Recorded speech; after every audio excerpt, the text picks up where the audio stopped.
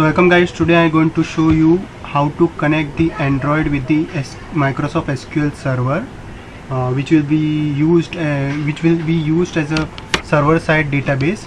So if you want to use the Microsoft SQL Server as the server-side database for our any Android app, so we can do it, but likewise we know that we have JDBC for connecting Java with the database such as MySQL and SQL Server. Similarly, for Android we don't have the JDBC, but we have a library known as JTDS. So in order to do so, first we need to download the JTDS library. So we should Google out the JTDS library, JTDS, and we will be finding an official website of JTDS library. It's a free software or free library. So we can click on download and you can just download the zip file. As you can see, the zip file will be downloaded. After downloading the zip file, you will get some after downloading the zip file, you will actually have to abstract it. After extracting, you will be getting a jar that will be the JTDS jar, which will, in our case, the version is 1.3.1 is the latest version, but at some point it might be the lower version will also do for the same. So after downloading the JTDS jar, first making the project. After making the project, you will be having interface like this. So you need to change the view of the project explorer into project. Instead of Android, by default it will be Android, we should change into the view of project. After going to project, we will be having like this, our project name and external library. Expand the project folder. In that we have an app folder. Under that we have a library folder. Just copy that jar and paste over here in this library folder. Right click and just paste it, and you will be having a jar. So in our case, I am using the older version. The later version is available, so we can use that also, or the older version also. After that, after importing the jar, we can't use this jar directly in the project. We need to actually write a implementation in the Gradle file that we need to use this jar. So for that, go again back to the Android view of the project, go to the app level of the Gradle file where we write all the dependencies. That is, you can see it is the dependency word over here. Here we have various dependencies. So we need to add this line, the implementation files, word files, from which folder, then libs folder. Instead add the jar name as it is, the same name which we are seeing over here will be shown, will be written, the same name, the same case, and the same extension .jar. As you can see, JTDS under hyphen 1.2.5 .jar, JTDS 1.2.4 .jar. After importing this file, we need to sync it. You can need to sync it, and the jar will be imported, and further we can use it. Okay, after you importing the jar, and we are able to use only after the implementation in the Gradle file. After that, after importing the jar, the next step is to write the code for connecting the database. For that we need a connection. As we know, as we have studied in the JDBC, that we need a connection object for connecting any SQL statement. So for getting that connection object is the work of JTDC library. Now I have created a connection class. This class has certain I have declared globally certain things or certain variables, which is IP address. IP address will be the IP address of the particular machine. So in my case, if this is my machine and this inside which I have the SQL server, so I need to get the IP address of this. You can use ipconfig for getting the IP address. The IPv4, the version v4, we should have the IP address of IPv4, not IPv6. So here I have kept as XXXS. You should keep as your IP address. So after that we should have this class, and this class is nothing but the class which helps us to connect the database, and this will be from the JTDS.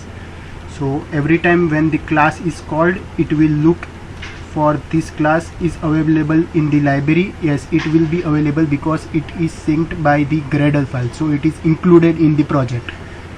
After that, the database name, in my case I have changed it before running. So after running, I already have run this project. So here will be the database, here will be the user, as you know you should have some user, and here will be the password.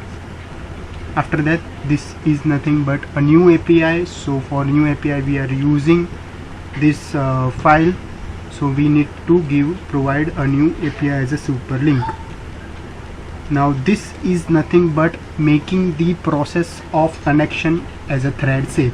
It can hang your mobile, it usually works in the background, but being a background process, it might take some time to get connected. For connection is one of the big concept or big process. So for application to be running smoothly, it is compulsorily to be in the strict mode that it should permit all the threadings which Android use for this purpose, so that it can smoothly run and it works in the thread only.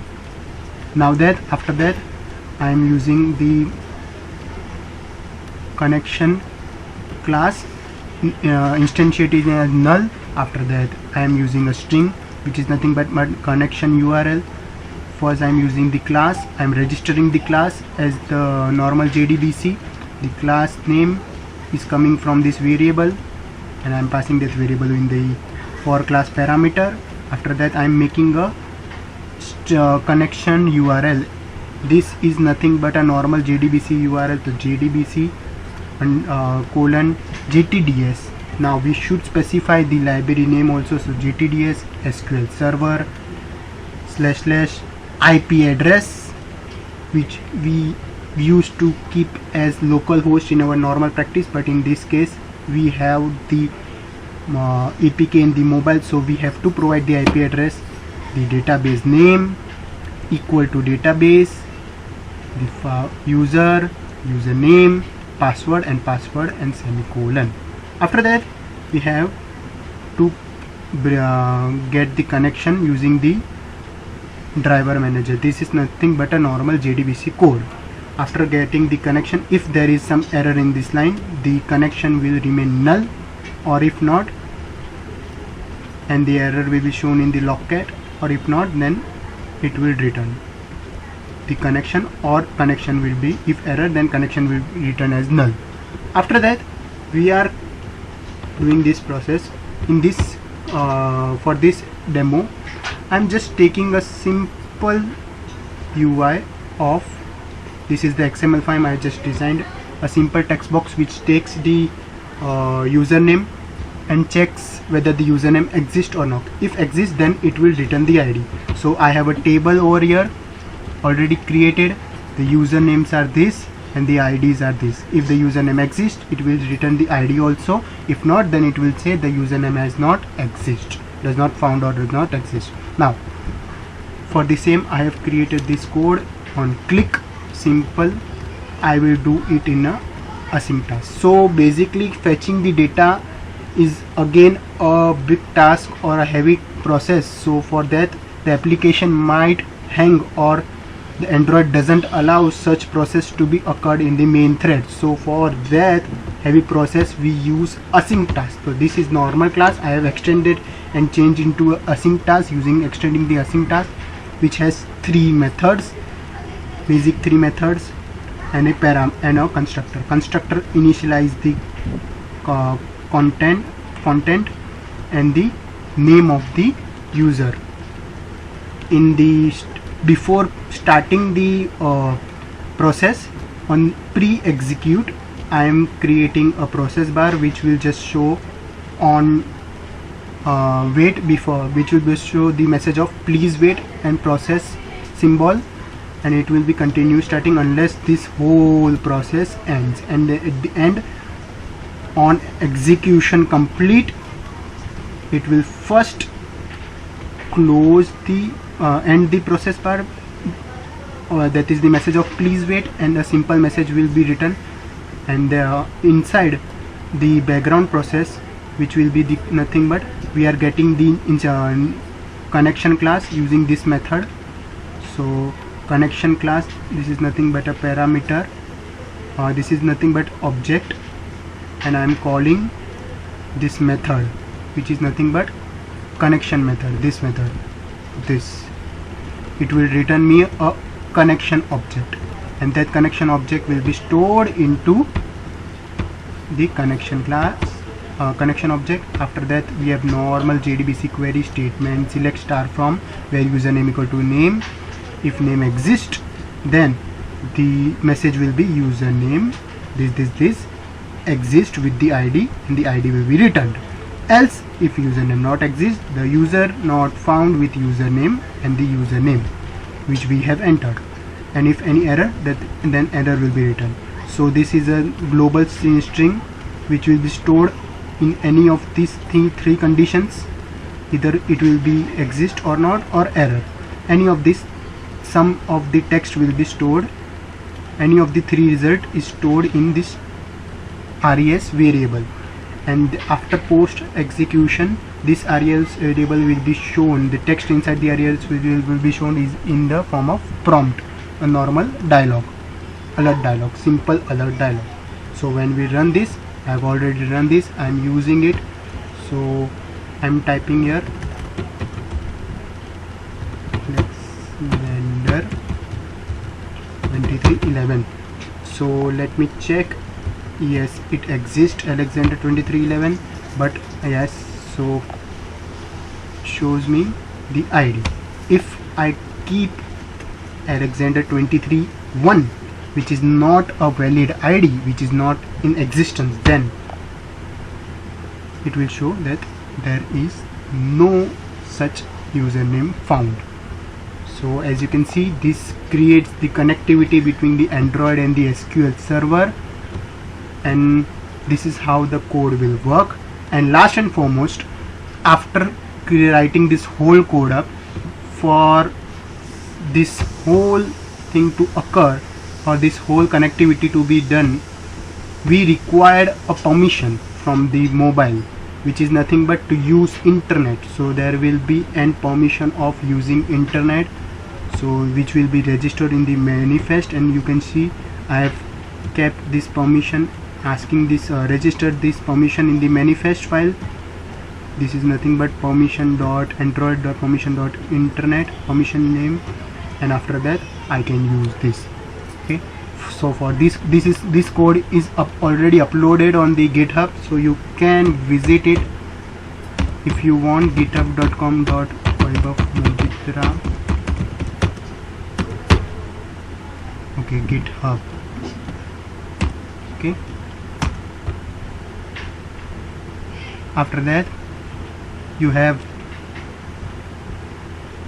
this repository, and this is the whole code for the same code.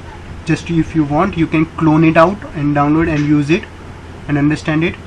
So now after that, if you are not able to understand the project folder, this is the whole project, so if you are not able to understand this part, I have written the same thing in the stepwise format. So for that you need to just go to my site where I have kept different project, which is nothing but vaibhavmojitra.blogspot.com, and that click on read more, and at the lowest part of this I have all my projects and tutorials. At the lowest part I have tutorials, and that I have kept the link for the same. So just click on it and you will be given access to a PDF file which has the whole steps wise PDF. So you can download this PDF too if you want, if you wish. This has the whole steps. So I think I'm clear, this concept is clear of connectivity with SQL Server of the Android. So hope to see you next time. Any queries, you can contact me through this site.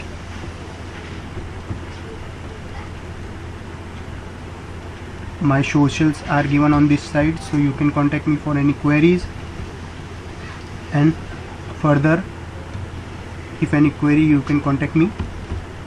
Please subscribe and share this video. Thank you.